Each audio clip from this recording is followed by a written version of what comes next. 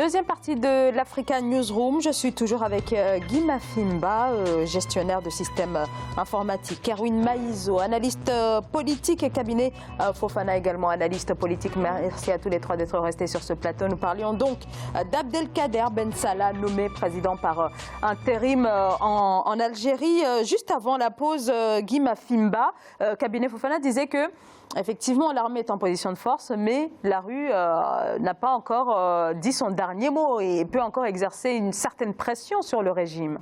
Oui, parce que tout simplement, il y a une convergence de trois facteurs en fait. La légitimité historique est tombée quasiment avec ces mouvements de foule.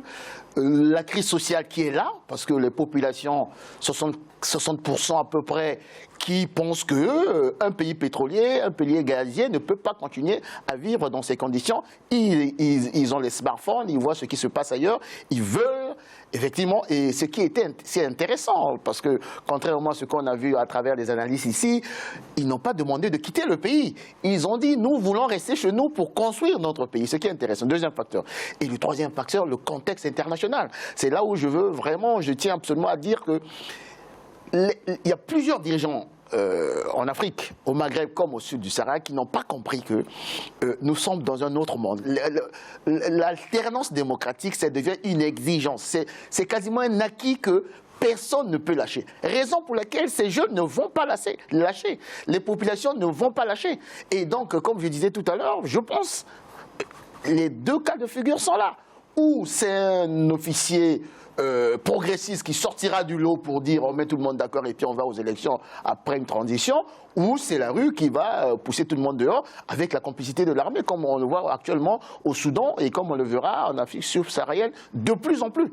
Parce qu'avec les réseaux sociaux, ce qui se passe en Algérie, ce qui se passe au Soudan, tout le monde le voit.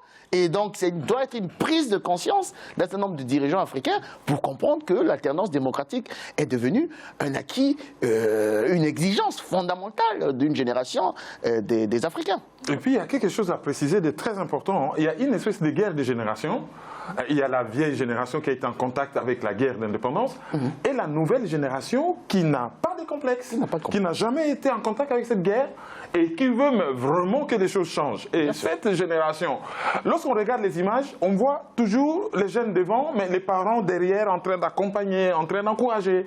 Et un élément mais très important dans un pays arabe, c'est les filles, pardon, je vais dire un pays musulman, parce qu'il ne faut pas confondre la culture musulmane et arabe, c'est deux choses différentes. On a laissé les filles, en fait, les filles ont pris les devants, elles revendiquent, elles marchent, elles ont des idées mais hyper claires et généralement, je l'ai constaté même ici en France, lorsque les filles s'y mettent, il y a toujours des résultats au bout. Et c'est militaire qui va aller tirer sur les filles. Voilà. Merci beaucoup pour ce décryptage de cette actualité. La nomination d'Abdelkader Ben Salah comme président par intérim en Algérie. Il aura donc 90 jours pour organiser l'élection présidentielle. On continue bien sûr de suivre cette actualité. On en reparle dans nos prochaines émissions. En attendant, on passe au grand angle.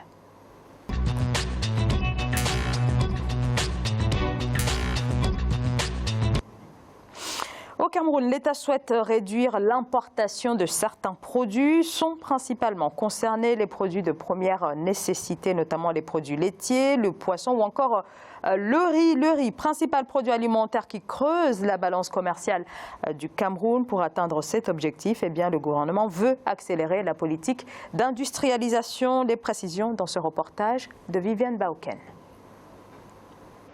Le tissu agro-industriel du Cameroun est passé de 764 à 2564 entreprises entre 2011 et 2018. Des entités qui contribuent à hauteur de 28% dans le secteur secondaire, d'où l'urgence pour le gouvernement de promouvoir leurs activités afin de réduire considérablement les importations des denrées alimentaires.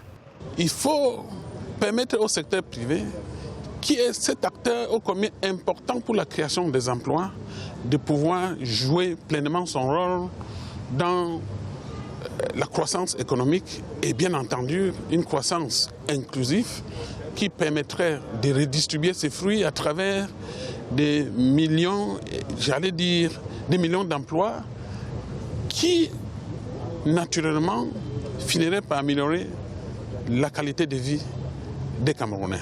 Selon les experts, compter sur la PME implique la valorisation de la matière première d'origine agricole, un sésame qui reste indisponible du fait de l'insuffisance des infrastructures de transport et l'épineux problème de l'accès au financement.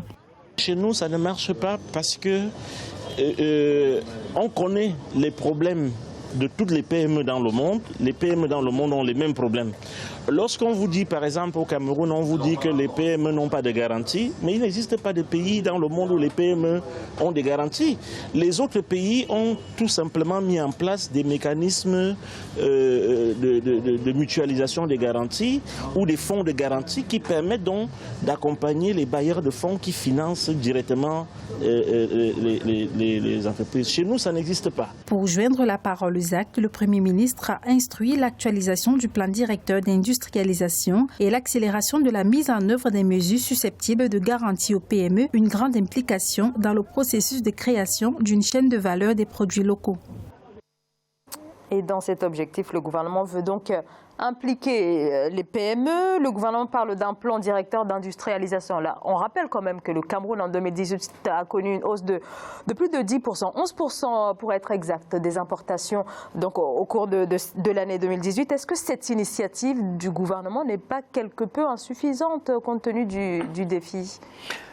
Avant de faire ce malheureux constat, il faut noter le fait que c'est toute la sous-région. C'est une caractéristique de tous les pays de la sous-région. Le Cameroun, le Congo, le Tchad et autres sont des pays monoculture, on va dire, ou mono-industriels, on va dire, qui vivent, c'est des pays qui ont des économies de rente.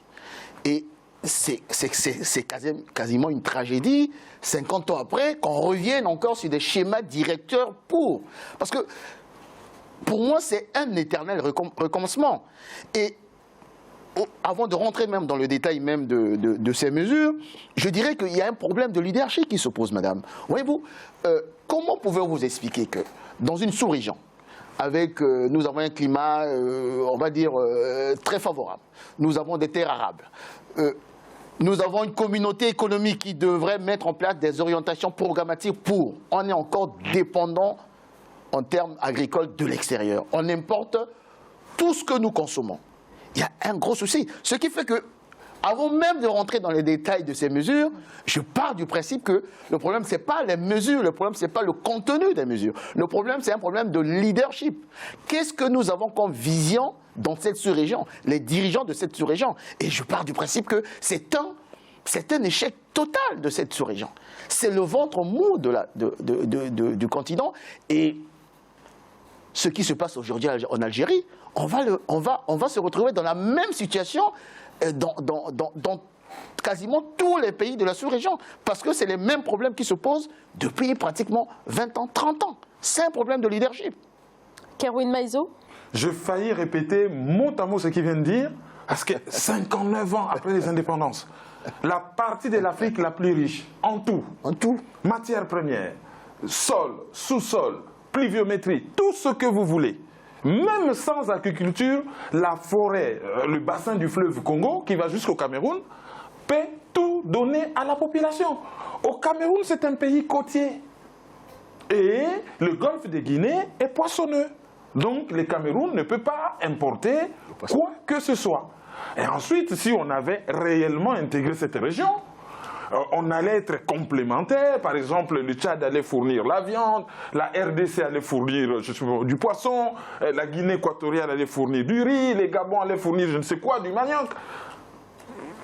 Sur le plan déjà interne, chaque pays a un problème de leadership. Sur le plan sous-régional, il n'y a pas d'intégration sous-régionale. La sous-région la moins intégrée de l'Union africaine, c'est l'Afrique centrale. Et j'en veux pour preuve, traverser Kinshasa-Brazzaville, il faut remplir 400 papiers, et pour construire un pont d'1,5 km, ils en sont incapables. Mais je vis un pont de 13 km dans la mer du Nord au Danemark, par exemple. Donc le problème, ça c'est juste noyer les poissons en fait. Ils n'ont pas besoin de venir raconter tout ce qu'ils racontent comme discours.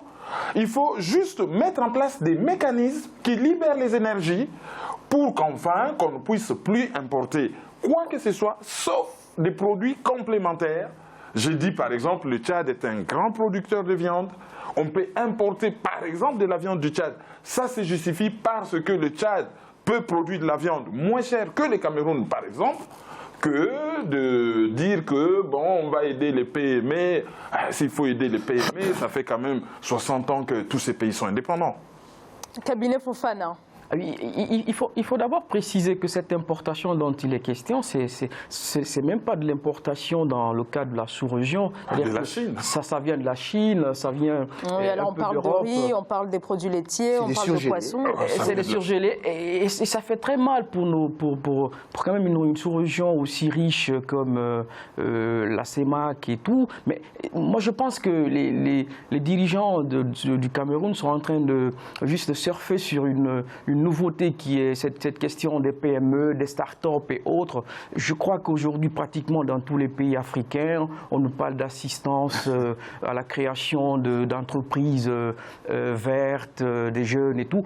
Il faut aller vers la mise en place de bases essentielles. C'est-à-dire qu'on ne peut pas aujourd'hui... les prérequis n'ont pas été n'ont pas été mis en place. Tout à l'heure, le président du mouvement des entrepreneurs du Cameroun était en train d'expliquer combien de fois il est difficile pour des jeunes start-up aujourd'hui d'accéder au crédit. C'est vrai que d'autres mécanismes sont mis en place, notamment des facilités de pouvoir financer des projets. Mais combien de projets jeunes dans nos pays sont financés et combien d'argent sont mis à leur disposition. Et d'ailleurs, lorsqu'ils ont de l'argent, les prérequis n'existant pas, parce que problème d'électricité, ils ne peuvent pas aujourd'hui investir dans un domaine comme l'agriculture. Quand on sait qu'aujourd'hui, dans des pays européens, vous avez quasiment des jeunes qui sont en train d'investir. On parle par exemple d'incubateurs qui sont mis en place pour aider les jeunes, mais en réalité, on va dire aux jeunes, voilà ce qu'il faut faire, votre projet il est bon, mais il n'a pas la possibilité de mettre cela en œuvre parce que les prérequis n'existent pas.